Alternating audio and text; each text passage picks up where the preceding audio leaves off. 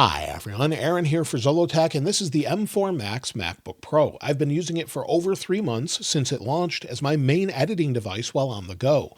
I use this often to take notes, do things such as edit videos, do thumbnails for videos, do regular other work as well, and wanted to talk about how it's held up and whether or not you should pick one up. Now, this does range from quite a big price gap, from $2,400 up to $7,200 or so, and you can go up to 8 terabytes of storage, which this one has, and 128 gigs of RAM. If we open it up, we also have the Nano texture display, which I really like. We'll talk about in a little bit here. And if we go to the Apple in the upper left, go to About This Mac, you can see this has 128 gigs of RAM, and this does have 8 terabytes of storage. Now, I do use all 8 terabytes when editing video, and I typically have to remove or delete a lot of footage to free that up. That's just what happens when you're editing with Final Cut Pro with large files over time. We'll talk more about that in a moment, but the overall design is one of my favorites. Apple updated this a couple of years ago now, and it's held up well as far as the usability of it, the durability of it, and you can see we have a lot of ports that Apple added back. We have the SD card reader, Thunderbolt 5, HDMI, and then on the other side, of course, we've got MagSafe now, which I don't really use that much. I typically charge via the USB-C or Thunderbolt ports, which we have 2 more here, and we even have a headphone jack still. The overall design feels rugged and durable. You see it held up pretty well. It does have a scratch here on the bottom where I must have nicked it on something, but that's the finish of this sort of anodized aluminum coating here. So it's held up well generally, but it does pick up a lot of fingerprints and occasionally a scratch, but I'm not too concerned about that as I'm quite careful with it overall. The overall ports have held up well. I've had no issues with them being loose or anything like that. So if you're using a USB-C cable with it, they just work fine like you would expect. No issues. It will charge and they feel rugged and sturdy. The same is true with all the other ports. So those I've really had no concerns with, whether it's this Mac or the previous designs. Apple does a great job with that. As far as the overall finish, like I said, no issues. The same is true inside. No durability issues with the keyboard. Even on the regular Magic keyboards, I do get some wear from time to time. I'm not seeing that yet on the MacBook, so that's great.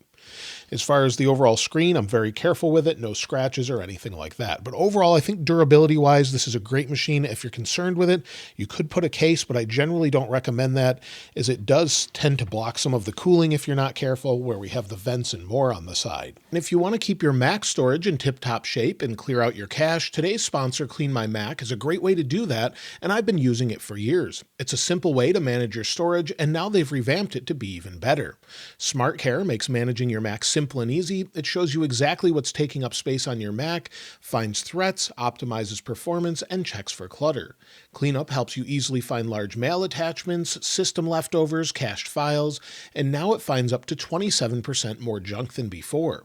It also shows you duplicates of photos, documents, videos, and more, and you can easily compare them before you decide to delete any of them.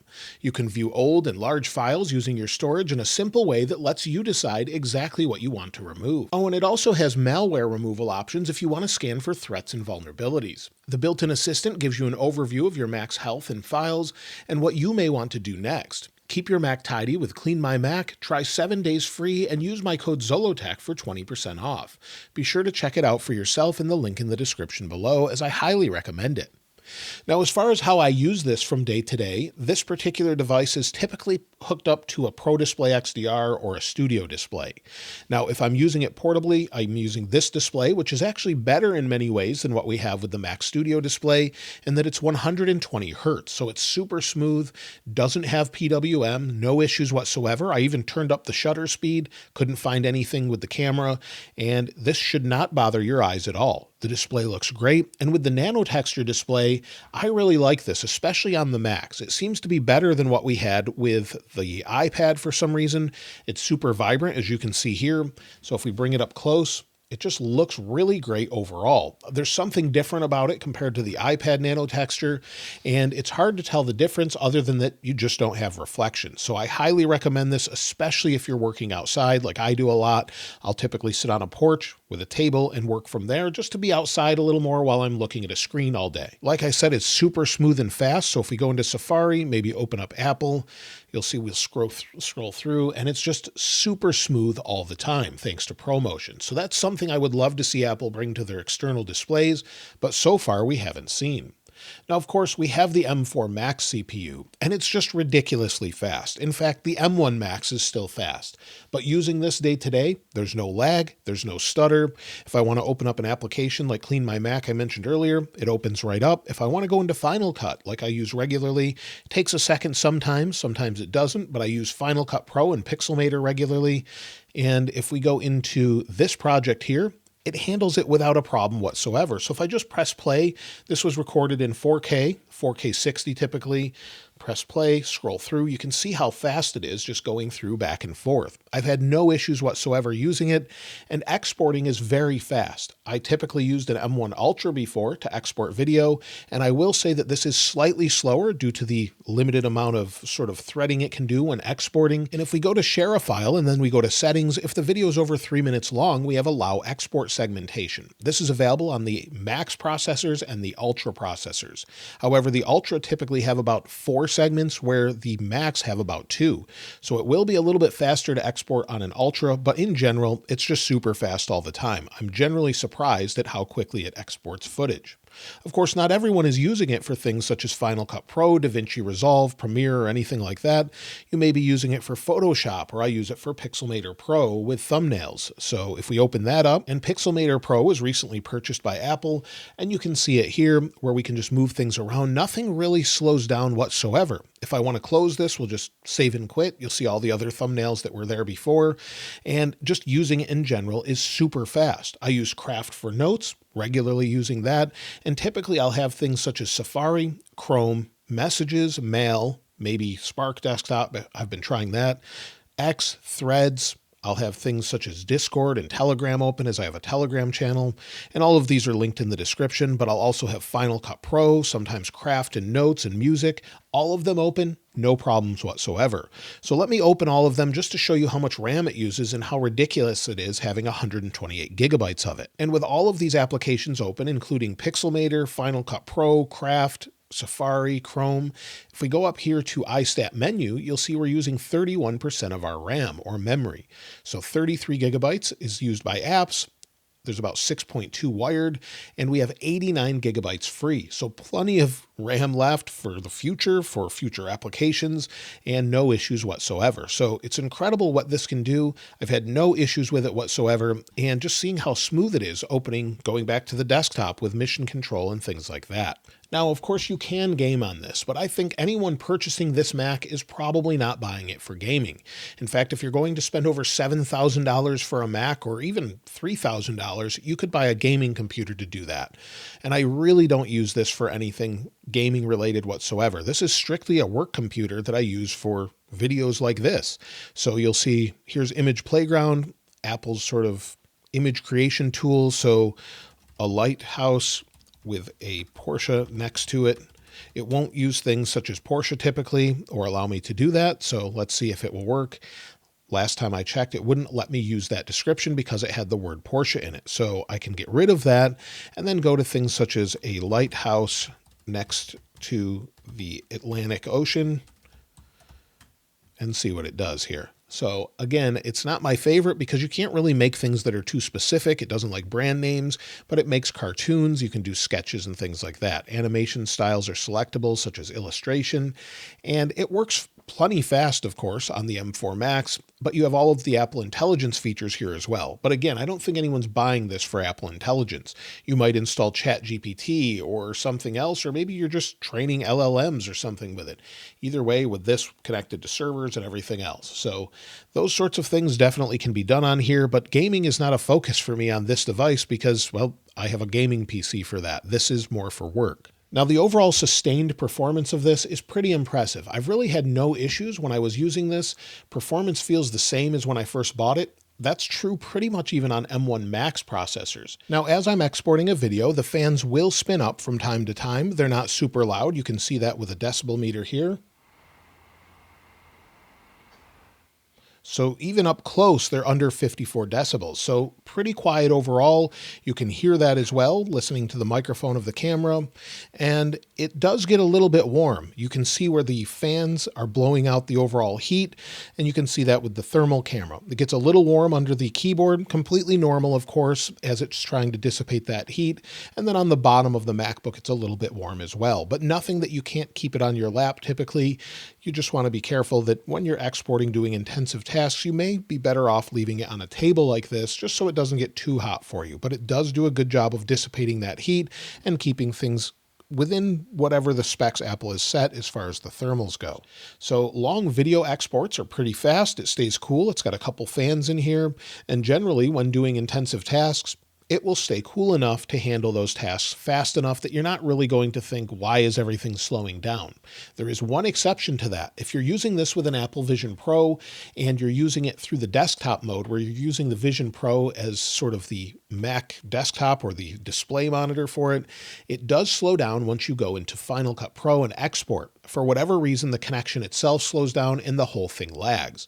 However, if you disconnect from the Apple Vision Pro, the desktop itself is plenty fast. So I'm not sure what that is. I don't know if that's some sort of lag because of the Wi-Fi connection it's using to transfer data to Apple Vision Pro. But in general, it's plenty fast even when exporting video, and no issues whatsoever there. When it comes to battery life, well, it's so good that I hardly even charge it or notice it. You'll see here in the upper right, I have 95% of my battery left. There's no significant app usage right now. And if we go into our battery settings, give it a second, you'll see I don't typically leave this unplugged a whole lot. Like I said, I use it plugged into monitors, then sometimes I'll use it on its own, but it's seeming to work just fine for probably about 15 hours. Now, if I export video, I can export about 3 videos and edit 3 videos before I need to recharge. That's way better than what I had on Intel Macs years ago. So that would maybe be 1 video before. Now with this, no real issues there. Battery health is at 100%. I would expect that for some time, and I still have it on optimized battery charging. So if I am plugged into a display, it will charge up to 80%, hold it there, and manage it itself. I don't want to have to do that while I'm just thinking about work, and it manages it itself. As far as the keyboard and trackpad, it's pretty much the same as you would expect on any MacBook from the past few years. It's a nice large trackpad with haptic touch or haptic feedback, and the overall keyboard has nice feedback as well. I think the one thing that impresses me the most about this that I don't use enough because I use AirPods a lot are the speakers. The speakers sound incredible, especially if you're watching a movie. They just have bass that you wouldn't expect from such a small design, and the overall quality is quite good. It just fills the overall environment, and it's surprising anytime you're using the speakers with it. So I think if you're going to use the speakers with it, it's pretty impressive. The studio microphones built in are pretty impressive as well. If we go into QuickTime here, we'll go into QuickTime, go to New Movie Recording, and we'll turn on this camera here, and we'll put it in the highest quality. So we'll make sure we're in the highest quality here, maximum. Gives it a second, there we go. And let's take a listen compared to this studio mic that we have here. This is a Heil PR40, and let's go ahead and hit record. So here is the microphone from the inside of the MacBook Pro M4 Max 16-inch along with its camera. The camera leaves a little bit to be desired, but it works fine for things such as Final Cut Pro. But I think the microphones are good enough to do voiceover work with if maybe you left a microphone away and you needed to finish up a project really quickly. It's of course not as good as a studio microphone in sort of a better environment, but it has some great options as far as noise cancellation and things like that. In the top here, of course, we have some options for different modes, center stage. If I turn that on with the camera, I can move around and it will follow me. And we have studio light, portrait light, things like that. So all of these things are really great. With our mic modes, we have voice isolation as well, or it will isolate anything in the background. So I think it's great, especially if you're doing this for voiceover issues. Maybe you're traveling and you forgot that microphone. I think this will work just fine. If we stop it here, let's go ahead and save it. I'll just save it to the desktop here quickly and hit save. We'll give it a second and it's finished. Close it out. We're done. And of course we have that file. So let me know what you think of it. I think the microphone is surprisingly good given that it's a laptop. Now there's a few things I wanted to mention as far as that are great and a few things that aren't so great. The display is great. Again, I mentioned the Nano texture. Some people may not love it. Other people may. I really like it. I have no issues with it whatsoever.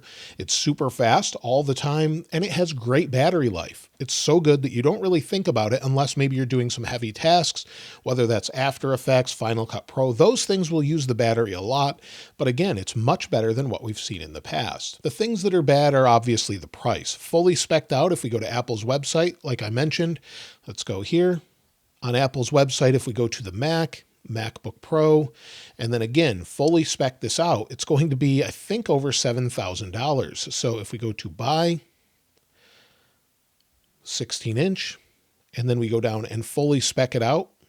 So we scroll down, you'll see Nano texture display, cost $150, bump up the processor for $300, add 128 gigs of unified memory, and then 8 terabytes of storage. We're at $73.49. So it's very expensive. And of course, this is way overkill for anyone using this day to day. If you're going to use one of these, an M4 MacBook Air would be just fine for most things except long exported videos. They're fine for editing the movie Severance, apparently. The Mac Mini works just fine for that. And they said they didn't even use a Mac Studio or Mac Pro for that. They used a Mac Mini, they used an iMac, and a MacBook Pro. So you can edit full movies on this. They were using Adobe Premiere, and I don't think you'd have an issue with it. It's just an impressive piece of hardware. One other thing, of course, you don't have a lot of color options, but there's typically silver and space gray, and there's no touchscreen. I don't think most people care about that. And I think another thing that doesn't future-proof it is there's no Wi-Fi 7 yet. Just 6E, that's fine for me, but there's no Wi-Fi 7. There's Bluetooth 5.3. But even with Wi-Fi 6E, if we go to speed test, we'll let it run here for just a second.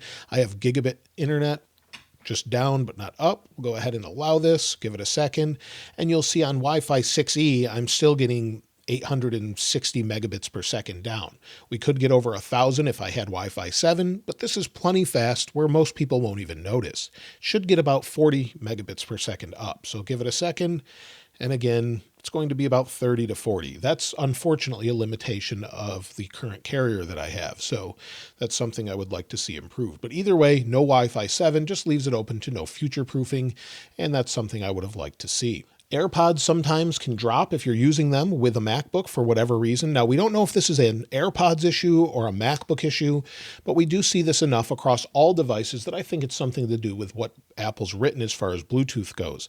This seems to be an issue, though, not just on Apple products. I've seen it across all products. So again, I don't know that it's necessarily specific to Apple, but I have seen it drop.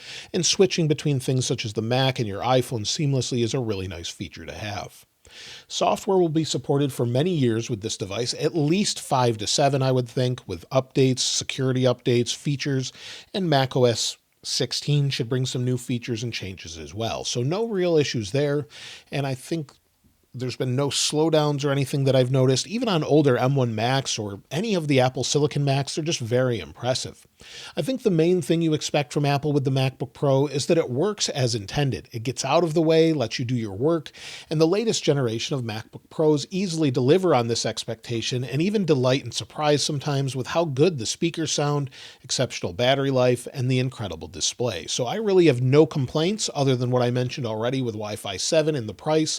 Other than that, it's a phenomenal device. If you're wondering if you should buy an M4 MacBook Pro or an M4 Max, either one is great. It really depends on what you're doing. I would not buy one if you're planning on gaming with it only. I would probably buy a Windows computer for that, build out a PC. But if you're using it for work, I think you'll be very happy, especially if you're a Mac user coming from Intel. You're going to be blown away by how fast and quick everything is on this device. Let me know if you're using a MacBook, if you've used Apple Silicon. I think you'd be very impressed, though, if you haven't already and you're using Intel. They're just so fast and quick. Every time people ask me if they should upgrade from an Intel Mac, that's absolutely true. Coming from a Mac Pro, you're going to see a huge gain, even from Intel to maybe an M1 even. They're just so quick overall. But let me know your thoughts of them in the comments below. And if you haven't subscribed already, please subscribe. And if you enjoyed the video, please give it a like. As always, thanks for watching. This is Aaron. I'll see you next time.